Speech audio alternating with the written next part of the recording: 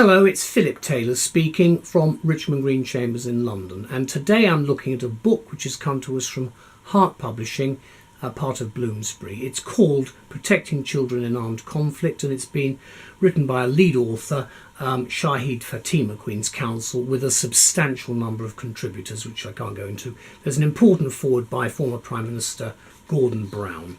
Elizabeth and I talked about the book, and we've given it for our book title, our book review title, An Issue of Overwhelming Importance for the 21st Century. A very simple title because that's what it is. Let's look at the book first of all. It's a heavy book in all senses of the word. It's hardback. There's the front, there's the spine, and then you can see there's the back. You can probably not make that much out because of the way that it's been published. The inside cover, the dust cover, there's some blurb about the book itself there, some of which I've used in the review. There's nothing there apart from stuff about HART.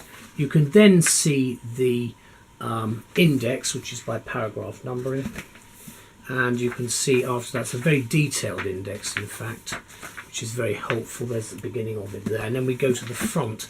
It actually says, it doesn't actually say it's by paragraph number, but it is. Then there's some reviews, a lot of reviews of this book. I was most impressed reading them. Some of them very long, well worth reading. You see a large number there. And then we get into the actual book. You can see the names of the people, a lot of people involved in this. As I say, it's led by Shaheed Fatima, Queen's Counsel, but a lot of distinguished people have been involved, very experienced people. There is a dedication, I'd like you to just see that. Dedications are very important, a lot of people involved in writing this book, and it's nice to know that it's dedicated to someone. Then there's a foreword, and I mention the foreword because it's written by Gordon Brown, and I did think it was a very important thing, and I'll come back to what Gordon says in a minute. Then there's a preface from Shaheed, Blackstone Chambers in London.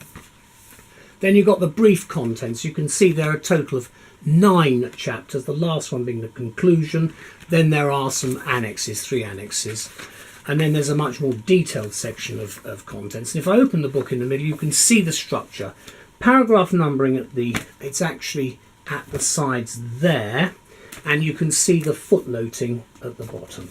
As I say, it's a very detailed book, and there's a lot of work that's gone into it, because this is a very important global subject in its own right. So what do we say about the book? Well, the book's been written by a team of lawyers headed by Shaheed Fatima, Queen's Counsel, and it's based its research on the input of an expert advisory panel comprising leading academics, policymakers and activists.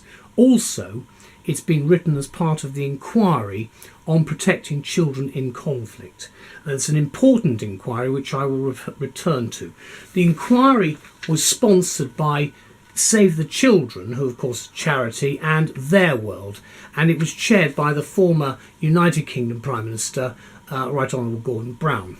And it's a sad fact of life that in armed conflicts across the world, children are being killed, raped, abducted and recruited to fight at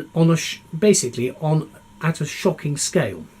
And in view of what the editorial team call, quote, this continuing general failure to protect children in conflict, the team conclude that it is questionable whether existing international law norms and institutions provide sufficient protection and accountability. There's a lot of detail in the book which justifies that assertion.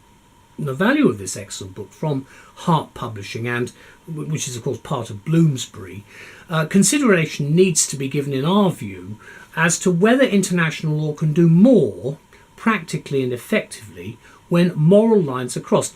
Unfortunately, we've been there before with all of this, with the problems of foreign policy generally, ethical policy and so forth, the problem the UN faces and everything else. So it's not just a pipe dream, but it's something that we have actually been trying to grapple with for a long time.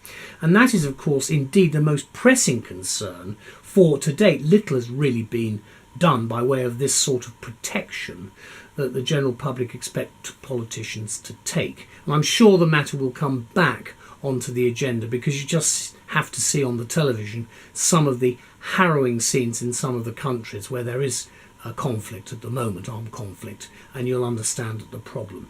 Of course, the purpose of the book is to raise up the political and legal agendas, the matter of protecting children caught up in armed conflict, and it does so, in our view, most effectively.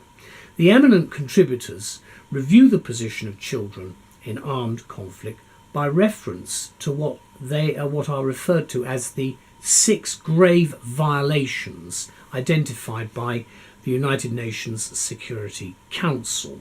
And in great detail, the team of writers analyse the protection offered by international humanitarian law, international criminal law and international human rights, and also assess the related adjunctive accountability mechanisms. Now, that's the detail that you've got. Of course, what we want to see is some action at a later stage. This book is just the beginning, as I see it, because their analysis ends with a series of sensible recommendations and proposals for reform.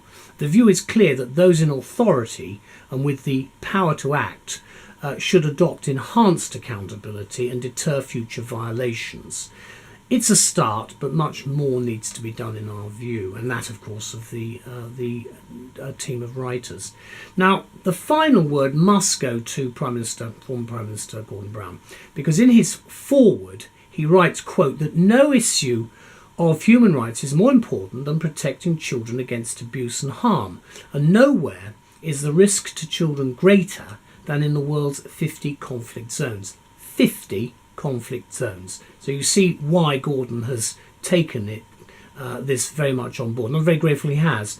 Let me just conclude by saying that he refers to Machel's seminal report from 1996, rather a long time ago now, and the work of the UN to date, concluding that 20 years on from the original report and the inquiry, this work, quote, will come to be seen as an authoritative study. He's right, and I hope not too optimistic when he says, I believe it can change international opinion and lead to practical reforms that will enhance the protection of children in conflict, ending with, these reforms are needed now. That is why you should read the book. The problem is that we know what the problems are, but we've got to start thinking about doing something about it. But at least this is a start. The book was published on the 20th of September 2018. Let's just have one last look at it. There it is again. That's the front, the spine, and then the back. As I say, just opening it in the middle, we're looking at attacks against hospitals, chapter 7. You can see, again, paragraph numbering at the sides there, footnoting. You see it looks in great detail at the whole ambit, the whole areas of where there are serious problems when it comes to what people are doing when there is some sort of conflict. And you can see the areas that are covered in the chapters. Without going into too much detail, child abduction, sexual violence, recruitment and use of children, killing and ill treatment of children, attacks against hospitals and schools, etc. And you can see why this book is so important. A very big thank you to HART for sending it to me for review. It's a book which is not easy to read, but it makes uncomfortable reading as well, but it's an important book. Thank you to all concerned for putting the effort in to raise our consciousness about this serious problem. Thank you. Bye-bye.